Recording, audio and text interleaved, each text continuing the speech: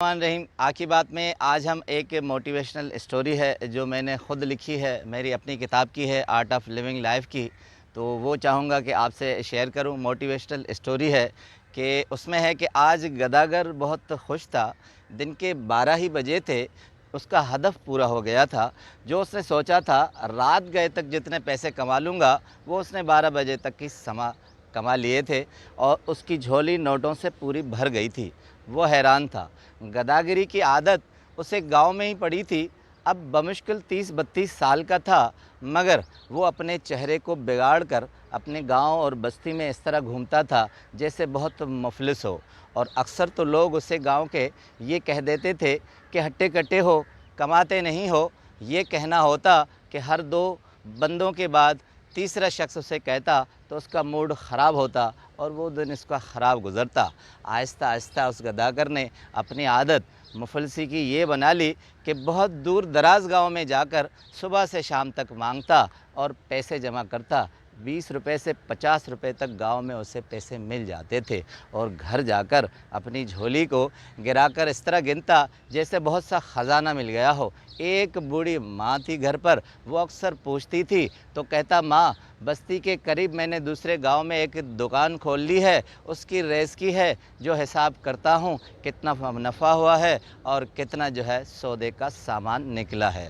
کہتے ہیں کہ ایک دن جب دوسرے گاؤں میں وہ بھیک مانگ رہا تھا، گداگری کر رہا تھا، اپنے چہرے پر مفلسی کے ایسے آثار کہ لوگوں کو رحم آ جائے، مگر ایک سامنے بہت ہی سجیلا خوبصورت جوان اسے نظر آیا، تو اب اس نے دل میں سوچا گداگر نے کہ اسے ایک نئی داستان سناؤں گا تو مجھے یہ بہت سے پیسے مل جائیں گے۔ وہ جوان سجیلا بہت ہی خوبرو لگ رہا تھا۔ جیسے ہی اس کے قریب آیا مفلسی اور رونے کی سی صورت بنا کر اسے کہا کہ بابو جی صبح سے کچھ نہیں کھایا، ماں بھی بیمار ہے، نہ پیٹ میں کھانا آیا ہے، نہ ماں کے لیے دوائی لی ہے، تو مجھے اب یہاں تک کہنا تھا کہ اس شخص نے اسے کہا کہ اب تم کہو گے کہ مجھے 500 کی ضرورت ہے تو دوائی بھی آ جائے گی ماں کی اور کھانا بھی کھا لوں گا۔ اب اس گداگر کی حیرانگی کی انتہا نہ رہی، جیسے اندر سے اس کی ساری پول کھول لی گئی ہو، ایک بوری کی سلائی دھاگے کو کھینچ لیا گیا ہو اور ساری سلائی کھل گئی ہو۔ تو اب اس شخص نے اسے کہا کہ میں جانتا ہوں کہ تم کس طرح کے کام کرتے ہو اور تم اتنے مفلس نہیں ہو جتنے نظر آتے ہو۔ اب حیرانگی کی حد دوسری یہ تھی کہ اس شخص نے کہا کہ یہاں 20-50 روپے کما کر تمہیں کیا ملے گا؟ زیادہ سے زیادہ کسی نے 100 روپیہ دے دیا، میرے ساتھ شہر چلو، نوٹوں سے بھر جاؤ گے، اتنا کماؤ گے 2 دنوں میں کہ تم یہاں ایک ماہ میں بھی نہیں کما سکتے۔ وہ شخص دراصل گداگروں کا ٹھیکیدار تھا جو اسے شہر لے جانا چاہتا تھا۔ منظر تبدیل ہوا، اسے صبح آدھے 50 پہ اسے رکھا گیا، شہر کے چوراہے پر اسے چھوڑ دیا گیا، کہا کہ روز تم خود آؤ گے، شام کو لینے ہم آئیں گے اور جتنا ہوگا وہ ہم آدھا آدھا کر لیں گے۔ صبح سے ہی آج لگا ہوا تھا، 12 بجے تک اتنا کما لیا کہ وہ گاؤں میں ایک ہفتے میں بھی نہیں کما سکتا، اور شاید اس کی سوچ تھی کہ شام ہو گئی، اتنا کمایا جتنا ایک ماہ میں بھی نہیں کما سکتا تھا۔ فرق یہ تھا کہ یہاں اس نے ٹوٹ پھوٹ کا شکار صورت اختیار کر لی، یہاں لنگڑاتا ہوا چلتا تھا، وہاں مفلس ہو کر چلتا تھا۔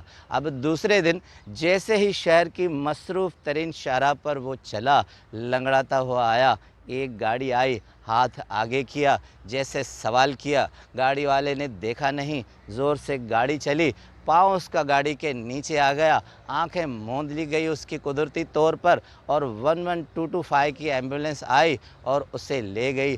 ہاسپٹل میں تھا، شام کو ہوش آیا، اس کے حیرانگی کی انتہا نہ رہی کہ اس کی ٹانگ ختم ہو چکی تھی اور وہ واقعی لنگڑا ہو چکا تھا۔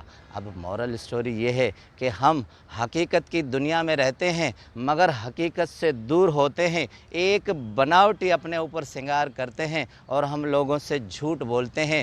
ہم حقیقی زندگی میں حقیقی طور پر نہیں جیتے اور مصنوعی زندگی جیتے ہیں، جھوٹ کا سہارا لیتے ہیں، اور واقعتاً اور حقیقتاً یہ ہوتا ہے کہ جو ہم بولتے ہیں وہی ہو جاتا ہے اور ہم اپنی زندگی سے دور چلے جاتے ہیں۔ حقیقی زندگی جئیں۔ رہیے، جو آپ ہیں وہی رہیں، جھوٹ مت کہیں، حقیقت سے دور مت جائیں، ورنہ اس طرح کے حادثات ہو سکتے ہیں جو ہم سوچ بھی نہیں سکتے۔ آپ کا بہت بہت شکریہ۔